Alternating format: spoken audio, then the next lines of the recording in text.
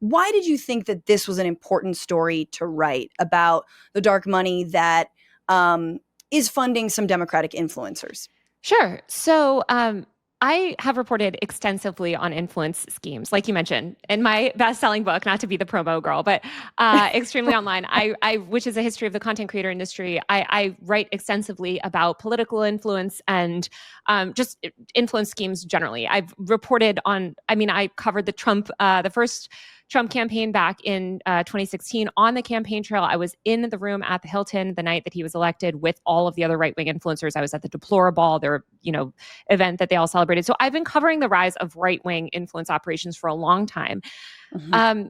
And I've also covered some left-wing ones. So I covered, for instance, Biden briefing, TikTokers about the war in Ukraine. I've covered, the FDA or CDC, I can't remember, the government organization working, in 2021 to push the COVID vaccines with influencers, like all of these different initiatives, like public health initiatives.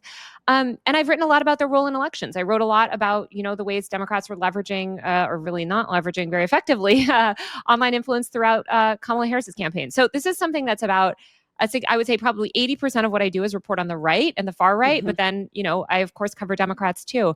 And this is interesting to me because there's been a lot of money from the donor world flowing into the influencer space.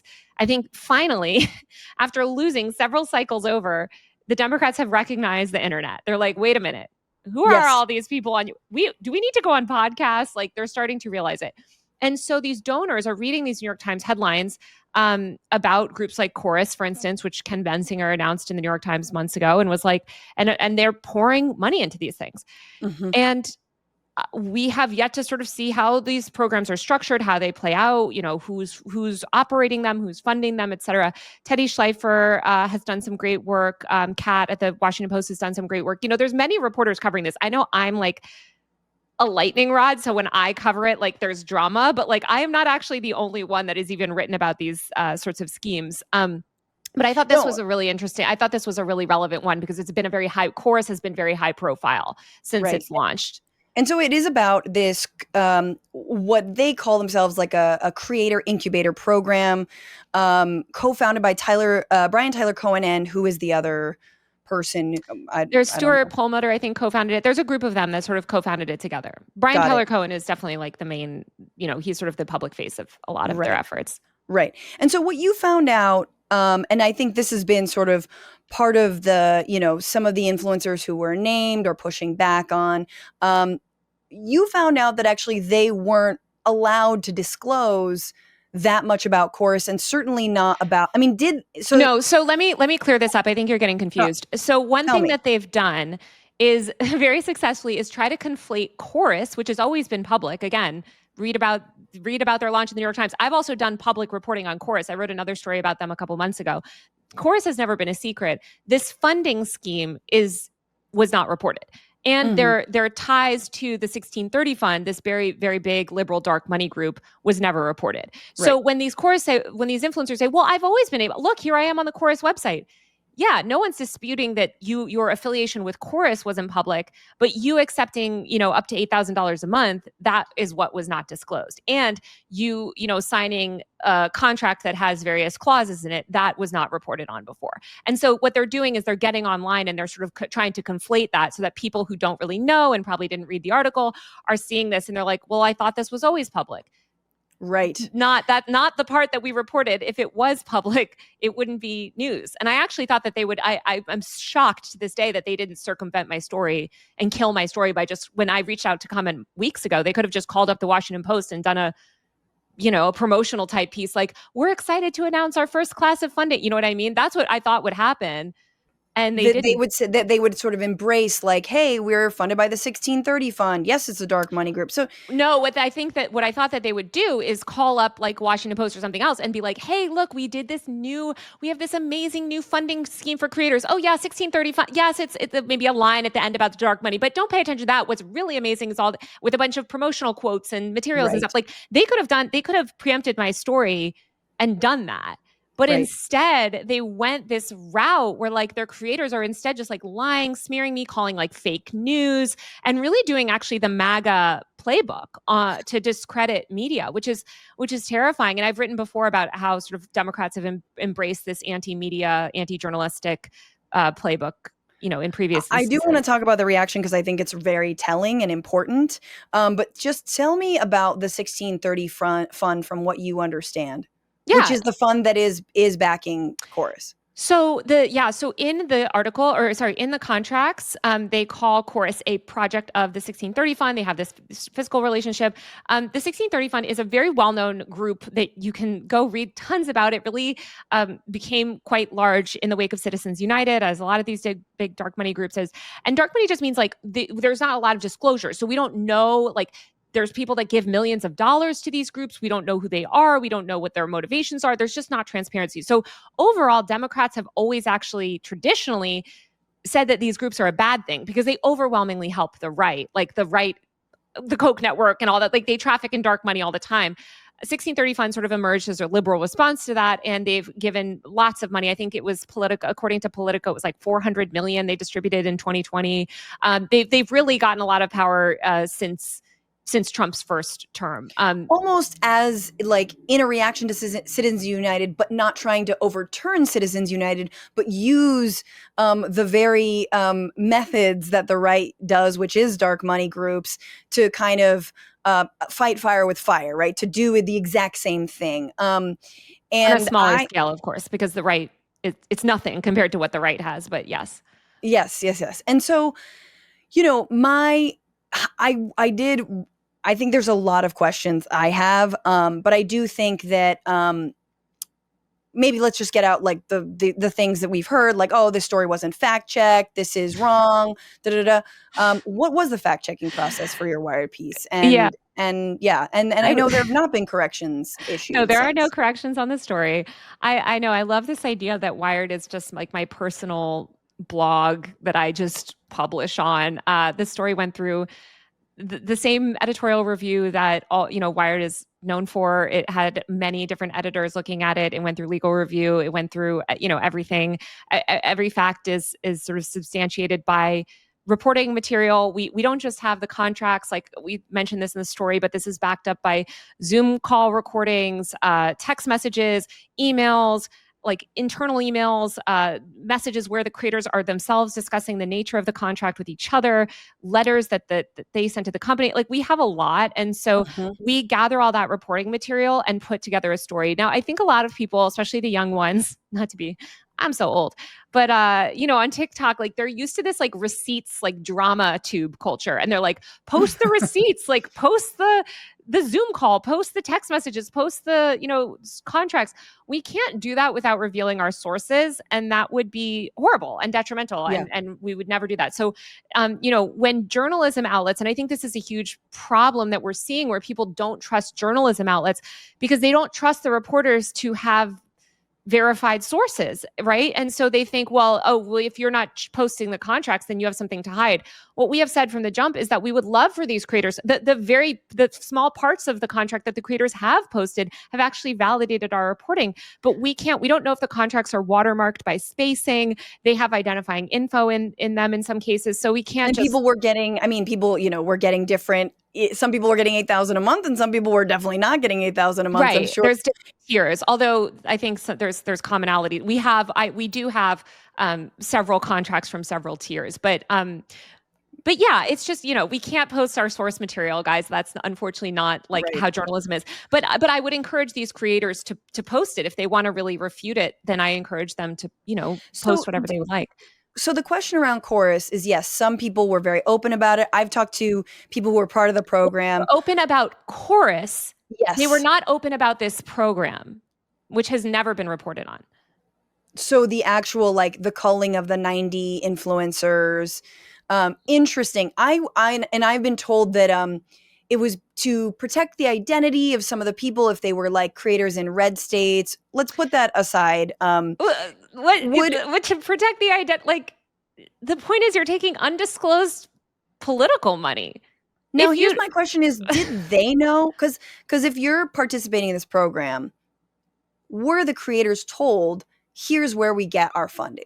So in the contract, it mentions like the funding, stuff. And actually, there's one creator who's been on TikTok recently and which I didn't, he's not my source. I know everybody is sort of saying this, that he's my source and everything. He actually has some level of security clearance, and he received this offer, and he's been on TikTok talking about that he had a lawyer review it. And these lawyers have, a lot of these influencers generally have lawyers and agents and managers and stuff. But he was saying that he couldn't accept the contract because with security clearance, you don't know the people. With this funding structure, you didn't know who's funding you, and so he could potentially lose his security clearance, because what if it's some foreign actor? What if it's whatever? I don't know if it would be a foreign actor. So that's why they didn't accept. Well, yeah, exactly. It's because there wasn't enough transparency around that. And so, do I think some creators honestly just read the contract and didn't sign it very much? Potentially. But what I would say to those creators is that you knew that you were accepting money, and you knew that that money was a politically affiliated money, which you didn't disclose. And I think anytime you have influencers accepting money without disclosure, no matter what, it's bad. And anytime you have influencers accepting money for some political purposes, and you're also not disclosing that money, I think that that's a huge disservice, especially when you're a content creator that's positioning yourself as a news source or a journalist online. Because I will tell you, as a journalist, you have to disclose your funding. Otherwise, imagine I'm taking tens of thousands of dollars from some political group, people have the right to know that. I can claim all day, okay, it doesn't affect my content, I would say this stuff anyway, but the public should know that. Again, we want more transparency in our political media ecosystem. And I think this is sort of where there's a couple of broader themes that your article really touches on, and the discussions that it has kicked off are an example of the fact that we actually need to be having these conversations. And I think one of them is this line between what is an influencer, right? The question of and you have someone who's written about it, it's very, I'm assuming, nebulous, but that I think that, I would not call myself a journalist personally. I have been a journalist before. I'm more of a correspondent. I'm more of a producer, and certainly a podcast host and a comedian. I try to be accurate. I am upfront, but I wouldn't call myself a journalist, and I definitely wouldn't call myself an influencer, but I think we are also in this age where those things are collapsing. And so what's interesting is I would also not call an influencer. However, you are someone with an online platform that's huge, and you've got a growing YouTube channel, and and so you have I also started independent blogging. Yeah. And I've written so much about these tensions, by the way, especially when it comes to news content creators. Yes. And so that's what I think is sort of this the nebulous kind of area that probably is part of why you're receiving hate, and is also probably why these kinds of funds are choosing influencers who aren't actually journalists, right? These are not independent journalists.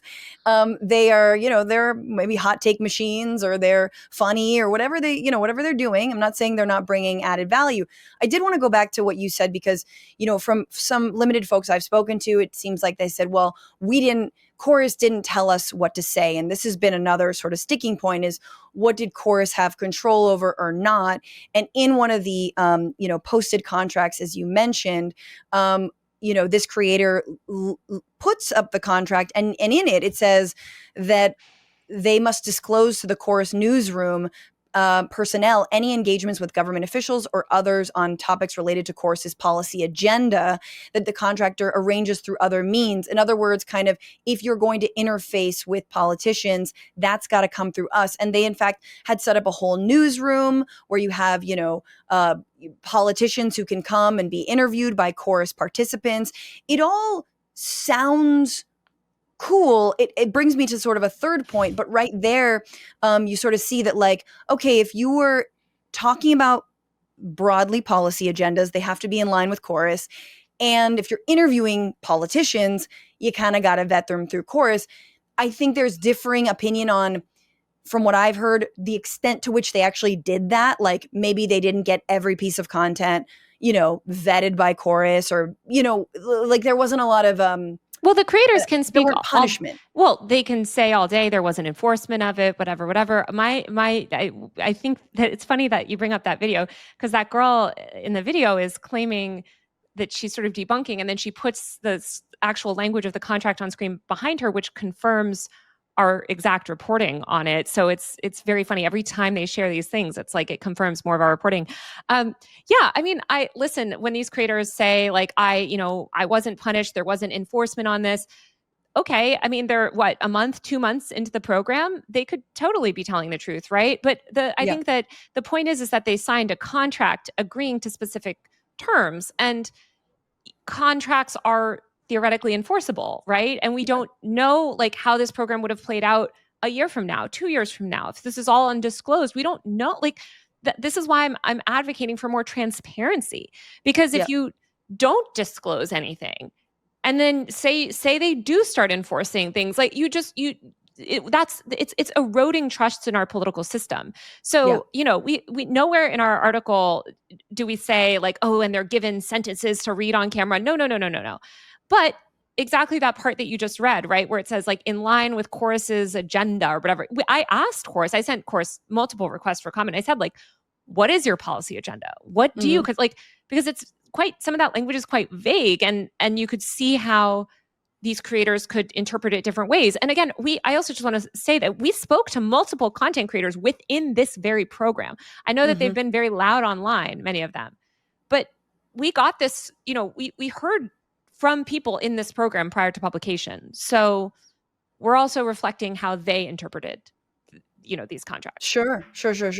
I did actually, there's two questions I have.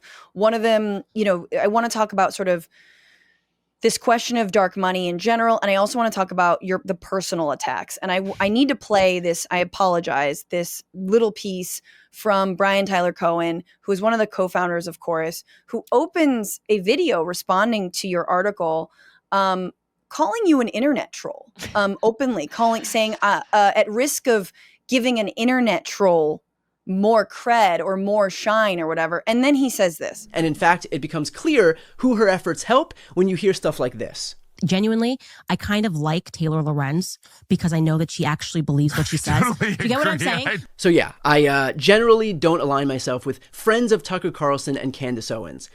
I continue to believe that the left needs massive investments into the independent media space. Are you friends with Tucker Carlson and Candace Owens because they like that you seem genuine? They're making fun of me in that clip. They're making fun of me of the fact that I still believe in COVID. By the way, we're in an ongoing pandemic and COVID is surging again right now. Everyone should be wearing a mask. And that's what they're making fun of in that clip. They're not like, we love Taylor. She's our friend. We hang out with her. I've never met, actually I met Tucker once and he wanted to take a picture with me to make fun of me. Tucker Carlson is responsible for my parents being driven out of their home in the middle of the night because they've been swatted many times. He has driven so much hate and harassment towards me that there is a literal, I think it's NYU, some university did an entire case study on it. I think Institute for Strategic Dialogue did one too. The amount of vitriol that I have received from my critical reporting on both of them is just absurd. The idea that I'm friends, that would be like I'm buddy with, Chaya Raichik from Libs of TikTok. It's just such a just because you interviewed misrepresentation of my relationship, which is quite antagonistic, or Tim Pool, right? Who took out an entire billboard in Times Square to call me a liar and also, put massive efforts towards this huge smear campaign against me. I have reported so critically on the right for years. And, these people that are like, well, she was at the inauguration. Yeah, for Rolling Stone reporting on TikTok and TikTok's influence, on the Trump administration. It's very silly and it's intentionally bad faith. And I think it's extra egregious because I have suffered the exact same type of smear campaign that Brian Tyler Cohen and his little buddies are running on me right now to discredit me and call me a liar and all of this stuff and cause a lot of material harm to me. I have dealt with that from the right for years. And it's so gross to see them leverage the exact MAGA playbook. But I did want to ask, because I do think that the reaction can often be more revelatory. And as someone, and I'm going to be 100%, when I read the article, I was like, this is a story. But also I thought, there was that fear part of me, which was like, oh no, what's the impact on this? Like, don't we need, incubator programs? And yes, fight fire with fire. And then I saw some of the reactions of people who have not been open about being in the program, but who I clearly know were in the program because of their reaction. And then things like this, calling you an internet troll, saying that because Candace Owens or Tucker Carlson's yes, we're mockingly saying they liked you, that somehow you're friends with them. It's so bad faith. And you're absolutely right. It is, when people say blue MAGA, you guys, this is what we're talking about. I have faced it down constantly, especially when I talk about Gaza, right? And people are like, you never even wanted Kamala to win anyway. And it's like, you honestly don't know who I am and you've never listened to my coverage. And I am not a journalist. So it wouldn't be fair to say to Taylor, you didn't want Kamala to win anyway, because Taylor is a journalist and she was covering all of this. She covers this from a journalistic perspective. Yes, you have your opinions. And also, can I just say something? Yeah. Obviously, I would prefer Kamala Harris to be president instead of Donald Trump. That's so stupid for anybody to say that. I'm not very political. I'm not a registered Democrat. I'm not a rah Democratic Party person. Obviously, I'm very critical of the Democratic Party, but it's just these people that are like, oh, she's a wrecker. She's very silly, very silly. Yeah. I criticize Trump constantly. And you know what, who else has done great reporting on the Trump administration and specifically Doge is Wired. Wired, I would argue, has done, part of the reason I pitched them this story is because they have done, in my opinion, the best reporting on the intersection of politics and the internet and technology, in our entire media landscape. They are peak. There's people like McKenna Kelly. McKenna Kelly is the number one journalist covering content creators, influencers, the internet and politics. She's the OG. I cover that as part of my beat, but I also cover entertainment industry stuff. That's McKenna's whole world. She works at Wired. There's all these amazing journalists at Wired. And so when these people say Wired magazine lies and they have no editorial standards and they're fake news and all that stuff, you're eroding trust in a media institution that does phenomenally important work just because you personally don't like me calling out your favorite influencer.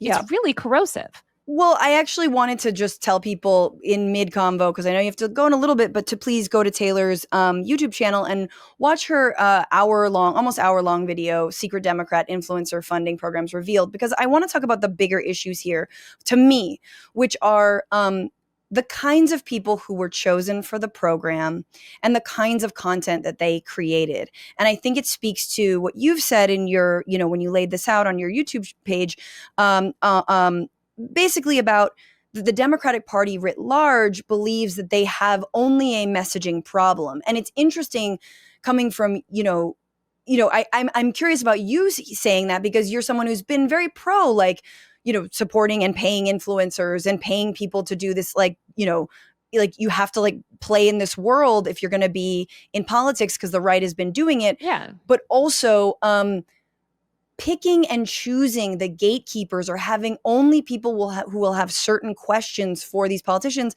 is very revealing. And so I see the creators and I'm like, I know I've seen what your content is. You don't speak about Gaza. You don't have an adversarial conversation with a Democratic politician. And again, I'm someone who's like, I have people on to talk about the great work they do, but at some point in that interview, I'm going to push back on some shit that they did or some money that they received. That's just what I believe my job is as a not journalist, but an interviewer, like a good interviewer, right? And you're not seeing that from these accounts. It does feel like, and I think you well documented the ways that the Biden-Harris campaign curated the influencers that they will allow into their sphere around the election, and that effectively you're kind of drawing a through line, even though they lost the election, you're drawing a through line until today. And what's, the fact that it doesn't seem like they've learned on the message. They still just think it's about messaging and getting the right influencers to sort of applaud a party that is more unpopular than Republicans right now, somehow more unpopular. I think the lesson that a lot of Democrats took from losing so badly in November is that Kamala Harris needs to go on more podcasts. And if we just have a few, and if we fund a few more podcasts, that's going to fix it. And it is the fact that actually the Democrats continue to embrace this honestly, this like billionaire sort of pro billionaire, like elite kind of policy agenda that doesn't help working people, that, they're willing to throw marginalized people under the bus, like trans people, disabled people, lie about COVID being over, to force people back to work with no labor protections, things like this. Dismantle public health, which Biden did a lot of. Among so many other things. I spoke to a young climate activists for this story that I did last year for the Washington Post, who felt like they were blacklisted from the White House after speaking out about, Biden failing to live up to his promises on climate, and how that wasn't really even a conversation with Kamala Harris. And, there's just been so many issues that it seems like the Democrats simply don't care about. They care about appealing to these wealthy billionaire donors.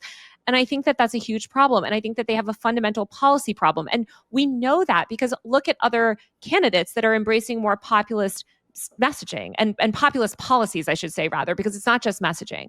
Like Zoran Mamdani, right? Like has a huge amount of support. And look at how the Democratic Party treats him. Like they don't actually want candidates and people that resonate on the internet and resonate with young people and resonate with young men. They want people that they can control, that are just going to put a new spin on their same, losing policies. I mean, what's interesting is like I got an interview with Zoran before he won the nomination, and that wasn't through any gatekeeper. I mean, that was just my producer reaching out. You can just do the work to reach out yourself to try to get these interviews. And it is also really, it's deafening how silent some of the creators in the program and Brian Tyler Cohen himself have been when it comes to his candidacy, when it comes to Zoran in general. And then, on top of that, you're like, Brian will sort of say, look, this is an incubator program. We're trying to help people and get them paid. And I absolutely personally believe. Disclose it. So disclose it. Right. And also the kinds of people that you're choosing. I mean, you are effectively being a gatekeeper, and you have also been you've been silent on Gaza, like as a habit. Like that's the way you roll. And so I think it's, again, we have to really talk about like that, the gatekeeper part of this. Yeah. And I want to say something on that, because these creators, especially, I know Gaza is such a hot button issue and other things too, but like there are 90 creators in this program. We were able to confirm a couple dozen, but there are a lot who we still don't know, because again, this is a sprawling program, and we know all the creators that accepted the most money, but there are also many that, accepted lower tiers of money, and we're not 100. We couldn't 100% confirm. So I have said from the jump, like, we should be able to transparently evaluate this cohort. If you feel like this is a very diverse cohort in terms of their stance on Gaza or in terms of whatever, then release the names of the 90 creators in their program and release them from their NDAs and allow them to publicly talk about the program. That way we can look at the list of 90 influencers and make whatever, judgment we want to make about how they're choosing what the ideology of their cohort class. Right now, we don't know the true sort of ideological breakdown of that class because we don't have the transparency and the names. And throughout all of this, as they're hurling these ridiculous, insults at me, they're not doing anything to make this program more transparent. They updated their website a few times to say, like, actually, we're nonpartisan, which is hilarious because the whole premise of it is to help the Democrat, like it's to push Democrats sort of massively, it's to help the Democrats with their sort of like internet problem. But again, like we should know what creators are in this program, and we should know, who accepted payment, and like they should disclose that. It's not that hard. Here was a moment that I thought was kind of telling from that same creator. I don't know their name, I'm sorry, but who sort of released and had a very long, it's sort of 10-minute breakdown about why they took this money after they had misgivings about it. Quote tweeted by John Favreau of Crooked Media basically saying no. That's Ali O'Brien. She's not being transparent. That's the whole point. In that whole monologue that she does, she's not talking about the actual funding thing that we reported on. Sure. No, she's going on about the stuff that's already out there. So I haven't seen a single creator actually talk about the private, aside from sharing she shared like a tiny screenshot, but she's not, I would say that she's still not being she responds to your article, and I felt like this was deeply naive and telling. This program is imperfect, but I think that I can do good from it. And I think that the threat of fascism is so big right now that there might need to be an order of operations, right? We need to get rid of the fascist threat of Donald Trump trying to take everything over. And then once me and us buddies are in power, then we get rid of the dark money mechanism so that nobody in the future has to do this through a dark money funder who's the only one willing to fund something in the future. All we got to do, Taylor, is take the dark money now. And then once we're in power, we will prohibit I'm dark sure. money. Yes. That's of how course. most revolutions work. Yes. This is something that the Democrats... Once you'd have an armed uprising, you demilitarize and nobody's allowed to have a gun. Don't we all know how this works throughout history? So this was just like, it was so painful because I'm like, I understand how you might think about this. And again, I think broadly, I am coming from this as a much more like call in, like just me as a person, as a personality. I want to call these people in. And I know, I don't want them to feel irrevocably put on blast or like that people are turning on them. But it's just like, this is very naive and it is untrue. And I also will say that to me, there's one other thing we need to talk about, which is that people are calling themselves progressive and leftist because they don't want to say the word liberal. Why? Because they fucking burn that word. Because liberals fucking suck. And everybody knows liberals suck. Because they don't believe in anything. And yes, they take hand over fist corporate cash or dark money. That's what liberals do. And so what's even more disingenuous is a lot of these more centrist creators are being housed under a program that is calling themselves leftists. Like what they don't talk about, Zoran, Palestine, socialism, the fact that the two-party system is like they're bootlicking like Gavin Newsom and like, yeah, I believe in redistricting here in California. I think that's great. Do I want him to be president? No, he's out here sweeping homeless encampments. I don't believe we need that if we're going to win. And I do think it has to do with the fact that both the party and the media apparatus are taking this kind of shady ass money. So I deeply disagree with this way to freedom that is being paved here. And this sort of like, but we have to fight fire with fire. It's like, nah, man, you don't. You tried it and you fucking lost. Well, you don't have to do that in secret, right? Like, if these creators, again, which I thought they would do, I thought that they would preempt my story. I still need to understand, like, it's shocking to me because they could have really done that. Like, they could have done this splashy, like, we're announcing our funding. Maybe they're saying, look, like, there's an argument, right? There's an argument to be made. I don't agree with that argument, but it's like, look, hey guys, we are taking this money, but unlike the right, like we disclose our funding and we're letting you know. And we think that we feel comfortable taking this funding because we just want to, use all the resources we can to fight, fascism, XYZ. Now, again, I am not like sympathetic to that argument because I think that like what we should do is work to dismantle this like system of like dark money in politics. And also like, I think that anytime you're playing this game that's run by billionaires, like you're like, throwing like it's like droplets compared to like a waterfall that the right wing has. Like you can't actually compete because the right has like a level of billionaire funding that like no one on the left ever will have. So but again, if say you did want to make that argument, then why is it so secret? Like that's right. It's okay to disclose it. Like, if they had disclosed it, then we could have these deeper conversations. Sure. But they still, even to this day, are not fully disclosing the terms of the contract. And I do think that people should know. Like when I joined the Omidyar, reporting fellowship or whatever, which is not funded by dark money at all, like I disclose it immediately. I'm like, hey, I'm part of this program. Here's where you can read more about the program. Here's the information down to how much money I'm receiving. It's right. all Just because public. he's a billionaire doesn't mean it is secretive. And it's not dark money. Billionaires fund dark money groups. I mean, what's interesting, right, is like, yes, I mean, it's funny because like George Soros is like, I would argue, I don't believe in billionaires, so I'll just get that out of the way. But he's like one of the better ones. Mm-hmm. He's funded, projects in the West Bank, even Black Lives Matter stuff. Like he has funded great things. And I think Open Society Foundation is arguably still out there, like funding people. And I think people should get that money, but they disclose it. It's so there is a reason why folks are bundling stuff in these dark money groups. But yeah, I guess my question to you is, as someone who is, I think, been successful at being an independent journalist, has, an awesome following, I think it is hard to start out. It's hard to know what to do. And yet, so what are your thoughts on, not advice, more, what would you like to see? Like, what kinds of incubator programs, networks, what do you think do maybe pass the smell test? Or is it simply about transparency? Tell me. I mean, I'm a believer in transparency in government overall. So you're never going to convince me that some like secretive program is really the way to go with a lot of this stuff, because I think it backfires. And we've seen this actually time and time again on the right, because the right, again, as I've reported, has been running these schemes for years, and often journalists find out about it and it sort of discredits them, but not really, because no one on the right has any morals or convictions. No one really cares. But, I would love to see creators get more funding. I would love to see the Democrats actually embrace new media. To do that, though, they need to stop trying to control it.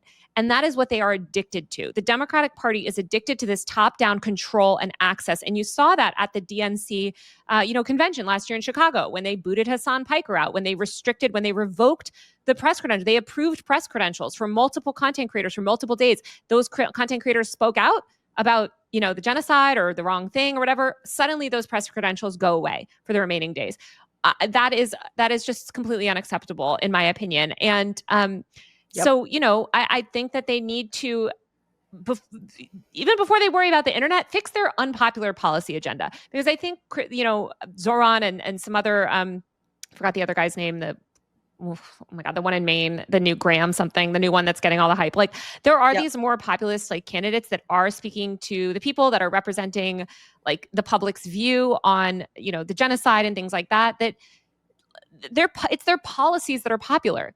Yeah. And these democratic policies of whatever like the billionaires want, and squeezing and telling the left like vote blue no matter who, cycle and cycle and cycle over and over and over, while wealth disparity increases. And again, they do nothing, to stop the threat of the ongoing pandemic, help people get health care. Like, what happened to Medicare for all? You know what I mean? Like, there's just so much that they've abandoned. I agree. And I actually think, I think one of the creators who's been very vociferous and even lobbying critiques, like basically that you're racist. I think I'm racist because they truly believe the term dark money is racist, and they called me a snow roach, which is hilarious because the majority of creators in this program, the ones that we know, are all white. But I think this person is it Elizabeth Booker? I don't know who. I don't know what their name is. I don't think we even need to name some of these people. No, honestly, we don't need. It's fine. But I guess I really bristle at calling your reporting anti-Black or racist. Of course. Because speaking to the issues that you're talking about, like, this person was like, oh, the Democratic Party has an anti-Blackness problem. And it's like, yeah, but it's not about creators, or it's not about like representation. It's about that there's been nothing done on criminal justice reform or prison and police reform at all, that Black immigrants have been left high and dry, that no one was going to Springfield to help the Haitian migrants as they were bearing down the wrath of fucking Proud Boys. Like, this is the problem. I mean, disproportionately Black Americans are facing all the things the rest of us are facing, but times whatever, like times what structural racism is. It's obscene. So like miss me with this. This is an anti-Black smear. I'm just like, it's just this is not gonna fly, y'all. Tumblr bullshit. That it's like I can't even. I was shocked to see that, and I had to laugh because it is just the most. And also, it's like, even if the program was 100% Black women, like it reminds me of that, that like meme that's always viral. That's like the bombs dropping down on, some person in a third world country, and then it's saying like the next one might be sent by a woman or a LGBTQ person. Like, it's meaningless. It's just nonsense. It's ridiculous, and it's meaningless, and it's so silly that you have to laugh at it but it's so desperate. And again, it is this type of logic that like these liberals that have no concept of like class solidarity or, like a structural power, like that's the type of like meaningless bullshit that they fall for. Yeah. And I can't believe in 2025 anyone is still falling for it, because again, it is like that is just Well, I ridiculous. actually think it's ringing a lot more hollow. I mean, I think that when the dust is settling around this, I think it is raising. Look, I think this is a really important article to write and to read, and I say that as someone who read it and felt immediately like, oh, I don't want to tear down other, progressive creators. I want to stop fascism too. But for me, just like I believe in politics, we have to keep our side of the street clean. I believe that when it comes to media or influencers or content creation, keep your side of the street clean. What are you standing for? It's so easy to do an orange man bad. I have a literal joke segment called Orange Man Bad, basically making fun of libs who only are like, let's invoke the orange man and everything's, yeah, man. But the real thing is, how the are we here? And it's because Democrats have completely dropped the ball and do not have a message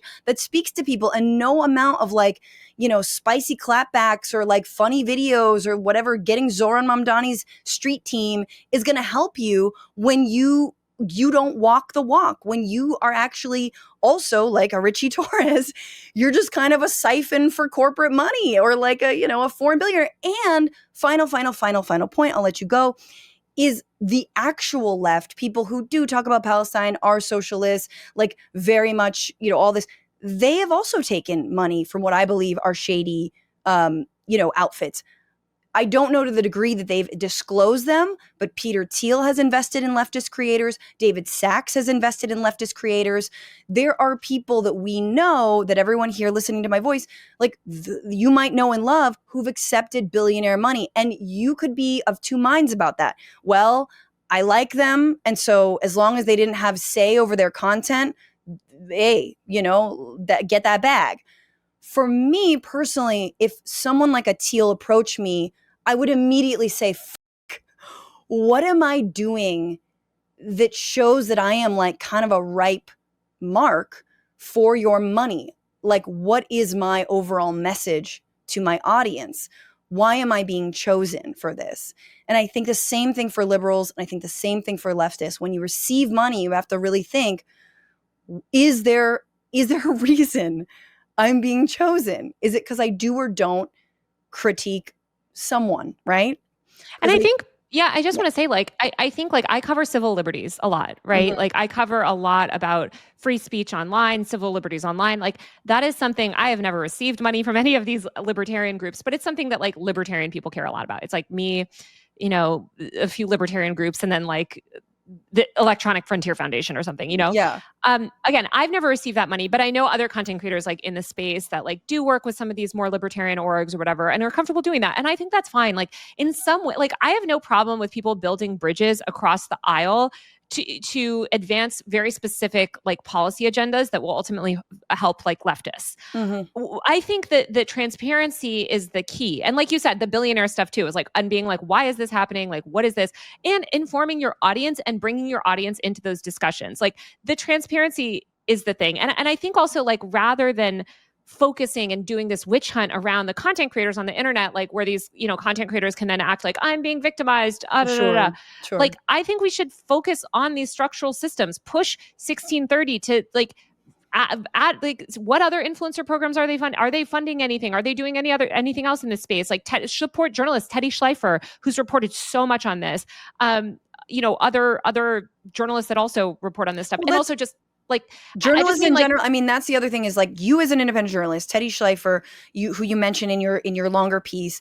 I'm thinking of my friend, Costanza Eliana, who's been on this show, who's basically reporting on the attacks, the federal attacks on Los Angeles, kind of in the streets by herself, who's like about to, I'm sure she wouldn't mind saying, who feels very disheartened because there's no money in independent journalism. It is tough and it is a slog. I mean, you see the way like LA Taco is out here doing the work of major newsrooms, doing it better than they're doing. And we only lose money with stuff like this. And also Teddy's at the New York Times. He doesn't need your money. I just mean that his reporting is very good. Okay. I'm sure he's getting paid enough. But I don't like, that's what's so frustrating is like, I got so many people unsubscribing from paid like newsletter, like unsubscribes from my paid newsletter because they were like, I hear you're also taking, like basically falling for TikTok misinformation and taking it out on me to the point that it completely negated the very small amount of money that I earned for this freelance story that took me months. So there is no real great financial model for independent journalism. And I'm not against creators taking money where they can get it. My problem is disclosure. And I think when it comes to disclosure, yes, we should ask more from the creators we follow. We should also push groups like Chorus, right? The focus here should be on Chorus and 1630 and say, what are you guys doing to make sure that this program you're running is transparent? When are you going to release the list of creators in this program on your website? When are you going to upload the contract that outlines the stipulations they have to agree to be part of this program? And what is your selection criteria for creators that are part of the program? And how are you ensuring that that is equitable? Those are the questions we should be asking rather than going to like Aaron Parnas's comments and being like, you're a shill or whatever. Like that ultimately doesn't move things forward. No, and I guess I just, a caveat, just as I don't believe people should be smearing Taylor, I really don't think people should be smearing these individual creators. I think none of this is actually productive. I do think, it's interesting, like I meant to say, the last thing is the selection is very key. And a lot of these creators, like I hadn't heard of, they have a small following and I'm like, good for them, whatever. And then you see David Pakman and you're like, in what world is guy who's been on internet as long as Democracy Now!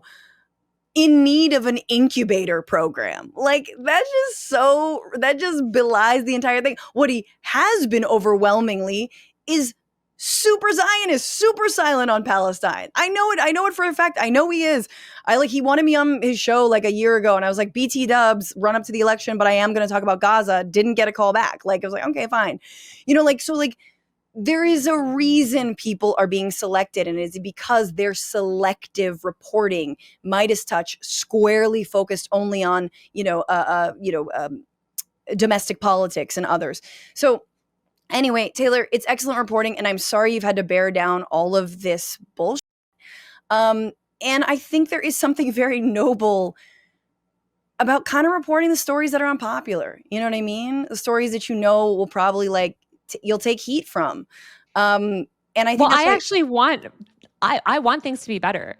That's what drives me crazy. These people are like, oh, you did it to help MAGA. Like, no, I want it because I actually want the Democrats to win. I want the Democrats to be better. Yeah. I would love to be able to, for them to improve their strategies. And I think critical reporting like this helps bring more transparency in the states. And we want to bring transparency to our political media ecosystem. Donald James says, I joined Lorenz's Patreon because of this reporting. Taylor, what is that Patreon? It's just Taylor Lorenz at Patreon. I just launched it last month, so I'm getting it off the ground. But I do have a bonus episode of my podcast coming, I think 2 weeks from now. It's going to be my first bonus episode. And I put behind the scenes stuff in there. So yes, I just launched my Patreon and I'm bear with me because I feel like a boomer because I don't totally know how to post on it sometimes. Dude, same. Please give me feedback. But yes, you can support me on Patreon and you can support me on my newsletter. If you don't want the newsletter and you'd rather support my video work, then support me on Patreon. And the newsletter is usermag.co. What's going on, Frantifa? If you haven't already, subscribe to this channel right now. Hit that button. And also, you can become a patron and support the show every single week. Get access to bonus episodes and exclusive merchandise. Patreon.com/Bitchuation Room. Do